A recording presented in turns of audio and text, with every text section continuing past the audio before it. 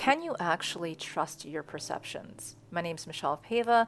This is the Muddy Path podcast, and I would love for you to follow along, subscribe, and also head over to muddypath.org where you can get weekly free Zen. So, can you actually trust your perceptions? And the reality is not really.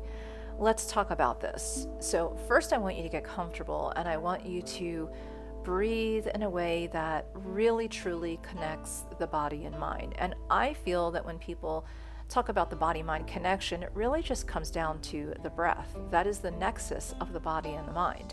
So for instance, our emotions can drastically change our breathing, which is physiological, and can change a lot of our mood. So it swings back around, right?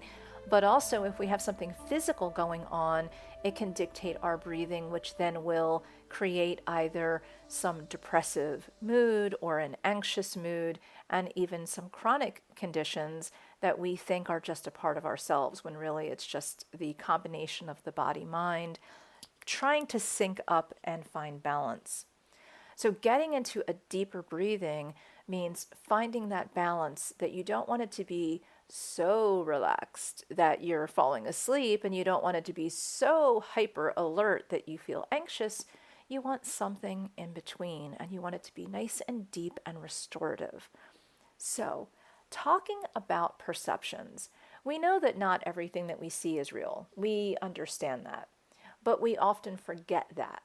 And it's easy for us to think that, everyone's only human, we're only human, we make mistakes. But the reality is that for most of us, when we do make a mistake, we're usually shocked by it, right? We feel blindsided. How did we not see this? How did we not know this? But yet, we tend to be a little bit harder on the people around us, because we can see from the outside how they are navigating in some of their perceptions. So we can look at a partner or a friend or relatives, neighbors, children, parents, you name it, coworkers, and we can look at all of them as individuals or bigger organizations, bigger dynamics. So maybe the workplace or the entire family or the entire community or the country. And we can look and we can say, look at how they're doing things so wrong. And it feels easy for us, right, to be able to kind of point the finger. And it's not necessarily that we're judging, but we are noticing their perceptions and how they're navigating their perceptions. So we can understand easily that perceptions are not always valid and not always true, but it's a little bit harder when it comes to our own perceptions. So Buddha has taught us that we really have to observe our perceptions. And so what I want you to do right now is to close your eyes, and you might have forgot to have deep, intentional, restorative breathing. So get back to that. And then what I want you to do is to, in that deep restorative breathing, I want you to imagine, now you have your eyes closed, that you're riding across the sky. Are my perceptions true? Or am I sure of my perceptions? ? So I want you to do that, and I want you to see it, and I want you to feel yourself writing that, and later maybe actually write this down. Keep it somewhere handy, in a wallet, in a purse, in your bathroom mirror, wherever you need, keep it with you, because it is a reminder that we are imperfect. And the more that we can understand our own perceptions as quite imperfect, the more that we will have an ease in looking at others' imperfections. Now, this isn't all set up so that you can just glide through life with people wronging you. What this means is that, yes, you're going to see that imperfections are everywhere and perceptions are often wrong. But I want you to get to that place, and this is why I brought up breathing in the beginning. I want you to get to that place where you're in a middle ground. So where I was talking about breathing, it shouldn't be too anxious or depressed, right? It shouldn't be too fatiguing or release into a fatigue or hyper getting you up and out. It should be something where it's in between, where it's just restorative. Well, that's where I want your mindset to be, is more restorative. So I don't want you to have a negative feeling like, okay, everyone's wrong, perceptions are wrong, I should be wearing black from head to toe and be reciting poetry that makes people cry. I don't want you to go into that space. But I also don't want you to have rose-colored glasses on where you might get taken advantage of, or that you're not going to be cautious and self-preserve. So it's okay to be angry. It's okay to stand your ground. It's okay to feel the feelings, and sometimes we don't do that because we're not in that nexus of understanding our perceptions, where we are giving excuses and reasons to people when they wrong us. We are giving ourselves excuses. Take for example, my habit a long time ago of grabbing ice cream every time I was a little bit upset, whether it was a reward for myself or for doing something wonderful that I thought, like getting up in the morning, making my bed, going to work out and having a productive morning, then I would maybe in the afternoon or evening reward myself with ice cream. Or if I was having a bad day, I would give myself that self-medication of ice cream. So they were very wrong perceptions. And even though I knew it on a lot of levels, on some levels, it seemed okay. I gave myself the excuse, the reason. So often I should mention that when you start coming up with reasons, they're actually usually excuses, whether it's for yourself or someone else. So understand that.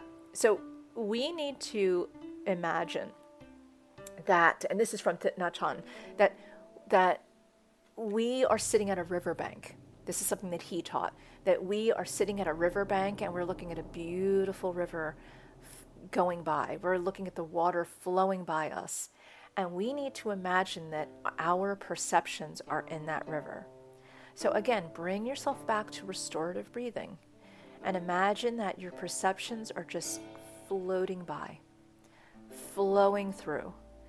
They're easing over stones, river rock. Things are getting smooth. There's some rocks that are still jagged, and there's some rocks that are nice and smooth. And all of these different rocks, whether they're smooth or jagged, are all just experiences in your life. And the smoother things are, the more you're adapting to them. And the more jagged, the more you notice them. So if you were actually walking near the riverbank and you saw smooth stones, you would be more apt to step on them or even put your hands on them or even sit near them or on them. But jagged rocks, not so much. You would see them as more dangerous.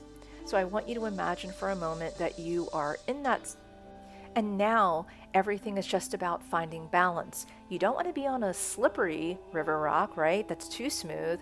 And you don't want to be near a jagged rock. You want to be somewhere in between. So for right now, I just want you to go back to that restorative breathing. I want you to get back to that space where you are comfortable with your breathing, and that you are also comfortable with the idea that perceptions may be incorrect, but you can find the balance of those perceptions by taking off the rose-colored glasses, but yet looking at the silver linings. So somewhere in the middle of that is the reality for the moment. And the reason why I say for the moment is that moments change, situations change, and we change moment to moment. So when we have a birthday, and I say this kind of thing all of the time, when we have a birthday and we turn 5 years old or 15 years old, we don't leave the 4-year-old behind or the person we were yesterday behind. We just evolve. And so our thoughts evolve, our experiences evolve, and how we handle our traumas and the landscape around us also evolve every single millisecond. So I want you to get comfortable and just get back to that intentional restorative breathing. And I'm just going to leave you with just about 3 minutes of some music, and I want you just to get into that restorative breathing and practice watching your perceptions and thoughts just flow by. All of your observations are just flowing by you. You're going to have judgment about some, and some you'll be able just to let go, and some you'll want to cling to. But all of them have to flow by. Just try to do that. And on that note, we're going to end today's podcast, and I would love for you to go ahead to muddypath.org, and I want you to check out the free weekly Zen.